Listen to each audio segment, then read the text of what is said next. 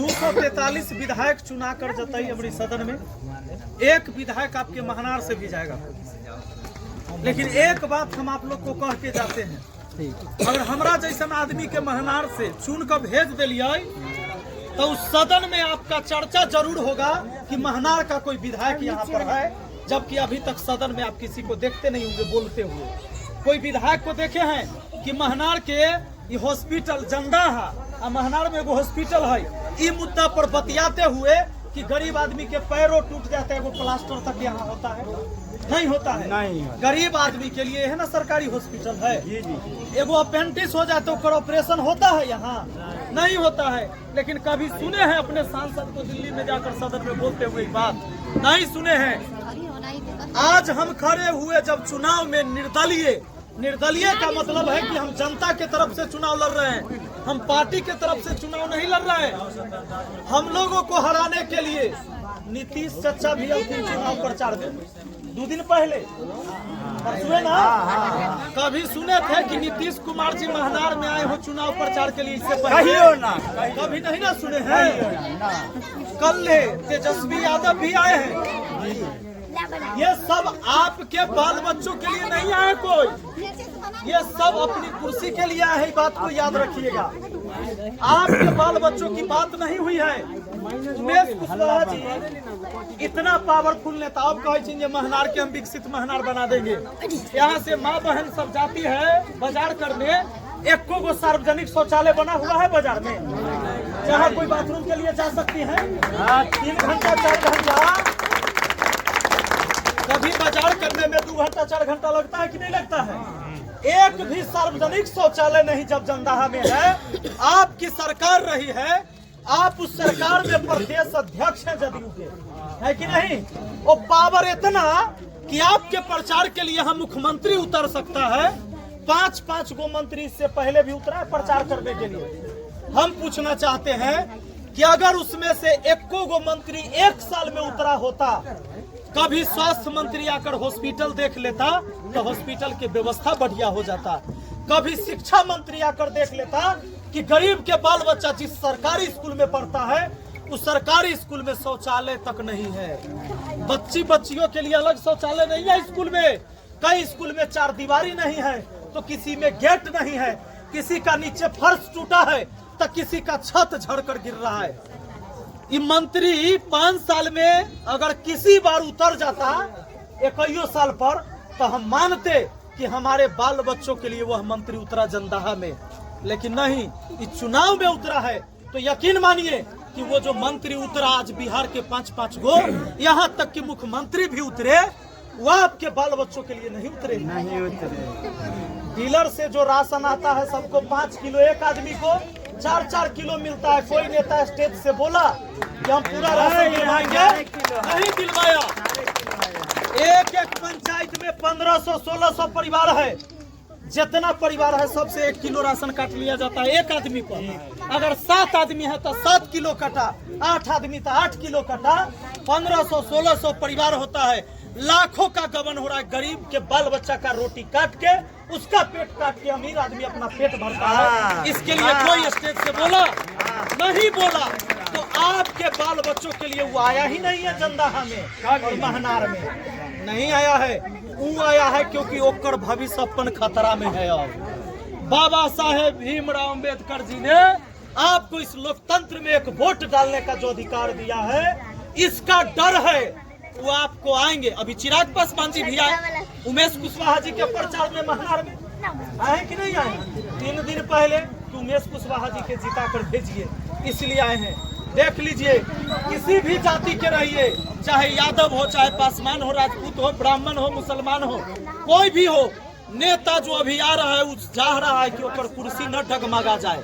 वो आपके बाल बच्चों का क्या होगा भविष्य, इसके लिए नहीं आया। हम इसीलिए किसी पार्टी से नहीं लड़ रहे हैं। और आज जो पार्टी से चुनाव लड़ रहा है आप सबको पता। भैया हल्ला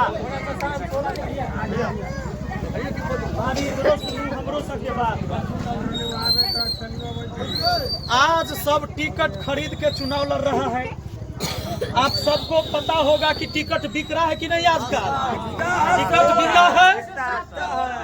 7 करोड़ 8 करोड़ जो हो, टिकट जो बेचा और जो कोई टिकट खरीदा है, अगर वो टिकट खरीदा तो वो अपन पैसा लगाया है, तो इस समाज के विकास को फिर बेचकर वो वसूली करेगा कि नहीं करेगा?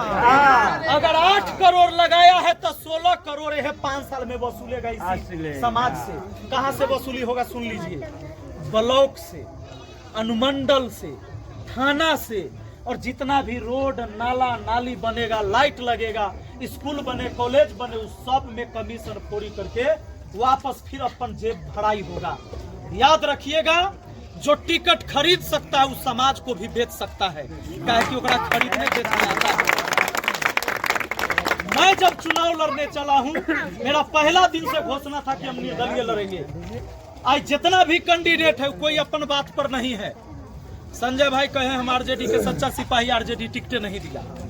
रविंदर भाई खूब गड़ियबैत रहलथिन आरजेडी के, आरजेडी टिकट दे दिया। रविंदर भाई पिछला बेर कहत रहे कैसे 9वीं फेल मुख्यमंत्री बन जाएगा देख लेते हैं, यह ना बोलत रहती। अब ओकरे से टिकट लेकर चुनाव लड़त थी, अब केना मुख्यमंत्री बनत थी से पूछल जाओ। तो कहने का मतलब है कि जो व्यक्ति अपने बात पर, अपने सिद्धांत पर चुनाव में खड़ा नहीं है, वो चुनाव के बाद 5 साल तक खड़ा रहेगा क्या? ये बताइए, रहेगा 5 साल तक खड़ा? नहीं रहेगा।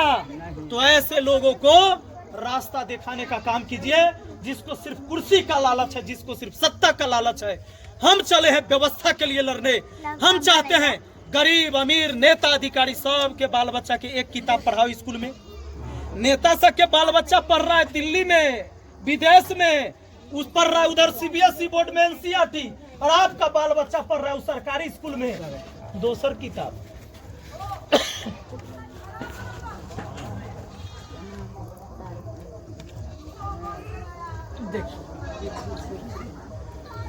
याद रखिएगा, बाबा साहेब भीमराव अम्बेडकर जी ने कहा था कि शिक्षित बनो, संगठित रहो। शिक्षित होने के लिए पूरे समाज को कह के गए हैं। सरकार की ऐसी कोई योजना नहीं है जो आपको अमीर बना देगा। भैया इंदिरा आवास से ज्यादा पैसा कोई योजना में है?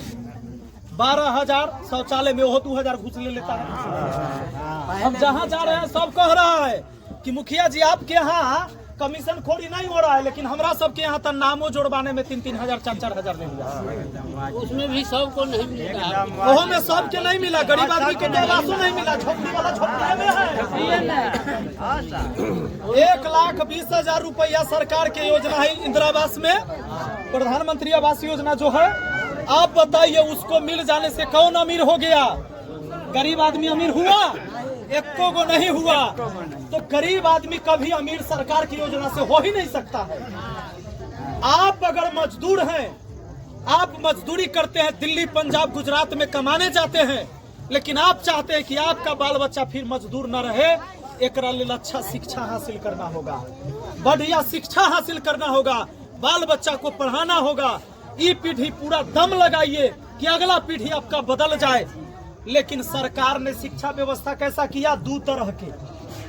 कहा गरीब कहा के बाल बच्चा सरकारी स्कूल में पढ़ता हूँ ना, एकरा दोसर किताब पढ़ने के लिए दो, और नेता अधिकारी और अमीर के बाल बच्चा प्राइवेट स्कूल में पढ़ेगा ना, उसके लिए दूसरा किताब रख दिया। हम कहते हैं कि जो किताब तुम्हारे स्कूल में चलता है वही किताब हमारा स्कूल में काहे नहीं? एक ही तरह का किताब क्यों नहीं हमारे बच्चों को भी पढ़ाया जा रहा है? जब तक एक तरह का किताब नहीं मिला, एक तरह का सिलेबस नहीं, एक साथ परीक्षा नहीं, एक साथ रिजल्ट नहीं, तो फिर मौका कहां बराबर मिला? इस भेदभाव को मिटाना होगा। ये भेदभाव तब मिटेगा जब आपके तरफ से लड़ने वाला कोई सदन में जाएगा। यहाँ तो जा रहा है अपन कुर्सी के लिए, विधायक बनने ले, कोई टिकट खरीद के लड़ेगा, कोई जाति और पार्टी करके चुनाव लड़ेगा। मेरे लिए सभी लोग एक समान हैं। हम जाति की राजनीति नहीं करते हैं। हम चाहते हैं इंसानियत और मानवता जिंदा रहे। इंसानियत और मानवता जिंदा रहेगा तो सब जाति जिंदा रहेगा। हम सब का अधिकार है, इस हिंदुस्तान में बराबर हक है कि हम रह सकते हैं। सबके लिए बराबर संविधान है, सबके लिए बराबर कानून। लेकिन आज कानून गरीब लोगों के लिए नहीं है। एक गरीब आदमी को कोई मारे, माथा फूटल है, वो कल है थाना पर जाए, ओकरा हिम्मत नहीं है कि कुर्सी पर बैठ कर किसी को अपनी बात सुना सकता है। वहाँ जाएगा, हम देखते हैं गरीब आदमी बड़ पीपर के पेड़ के नीचा बैठल रहता है और टुक टुक तक कहते रहता है कि दरोगा कखनी अतई जब हम सुनोबे सुबह 7 बजे से ओकरा 1 बज जाएगा कि 2 बज जाएगा, एक कोई अता पता नहीं है। और एक FIR नोट नहीं होता है गरीब आदमी का जब तक कि वो दलाल के न पकड़े। दलाल आएगा, दलाल बतियाएगा, पैसा लेगा, और अगर पैसा नहीं दीजिएगा तो थाना के गाड़ी आपके गांव तक नहीं आएगा। बात है सही कि नहीं है? 2000 1500 में टिकना है क्या? टिकना नहीं है। एक काम करना है, पैसा देवे आएगा तो लेना है, नहीं लीजिएगा तो दुश्मनी निकालेगा आपसे। वो सोच लेगा ओ हमर विरोध करे था, मुर्गा बांटे मुर्गा लीजिए, पैसा बांटे पैसा लीजिए, सारी कपड़ा बांटे लीजिए, क्योंकि यह है समाज के उलूटा है। तब फिर आपको देने आ रहा है, वो आप ही का घर लूट कर आपको बांटने आया है। तो मेरा एक नारा है, उस नारा को बुलंद करिएगा, खाइए पीजिए नोच के, अब वोट दीजिए सोच के। विपिन सर जिंदाबाद, विपिन सर जिंदाबाद, जिंदाबाद जिंदाबाद। अगर मेरा विचार आप तक पहुंचे, हम शिक्षक आदमी हैं, हम 60 लाख नौजवान छात्र को पढ़ाते हैं। पढ़ा लिखा आदमी तो राजनीति में आना नहीं चाहता है।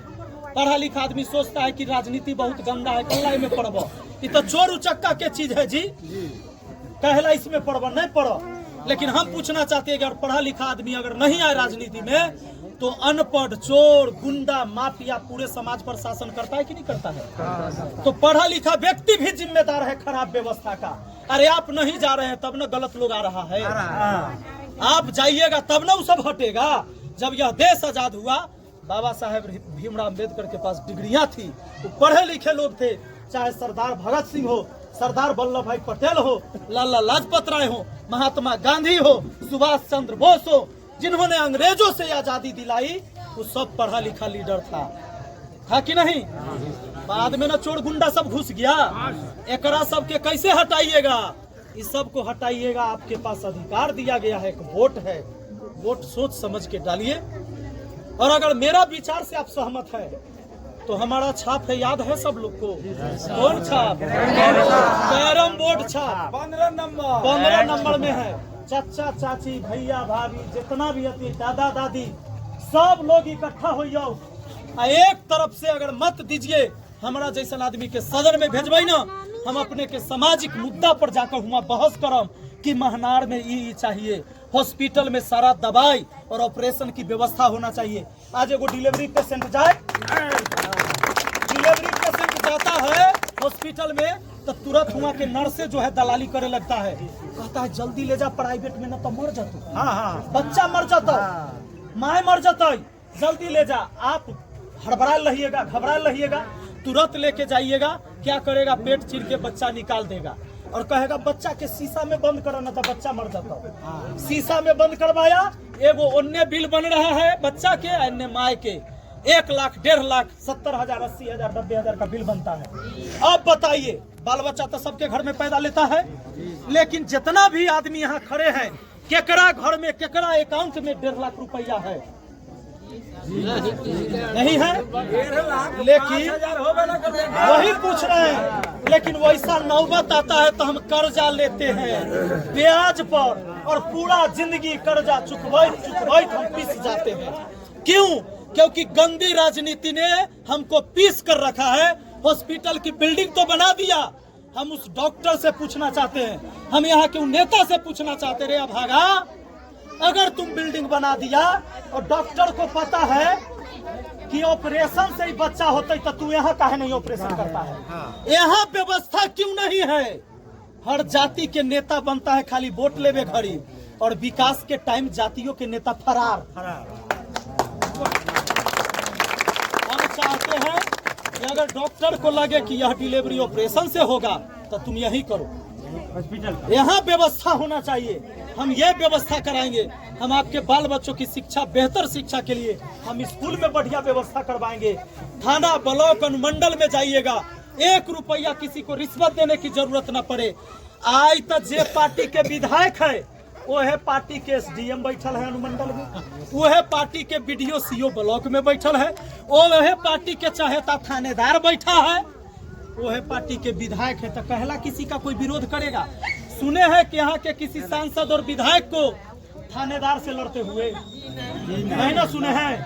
अरे जनप्रतिनिधि तो जनता की आवाज होता है, और जनता की आवाज अगर सदन में नहीं गरजे तो समझ लीजिए कि आपकी आवाज को बेच दिया गया है। व्यवस्था को चेंज करिए। ऑफिसर से, अधिकारी से जनप्रतिनिधि की लड़ाई होते रहेगी, और जब तक लड़ाई जारी रहेगा तभी जनता का काम होगा।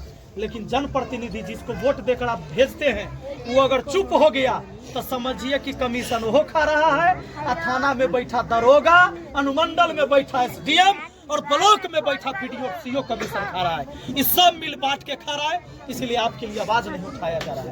इस व्यवस्था को चेंज करें। बाकी आप लोग समझदार हैं, इतना दिन से वोट कराते आए हैं, व्यवस्था क्या बदला?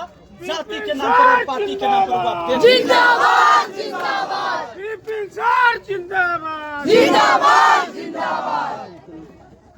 सारे वो सब हो जाए।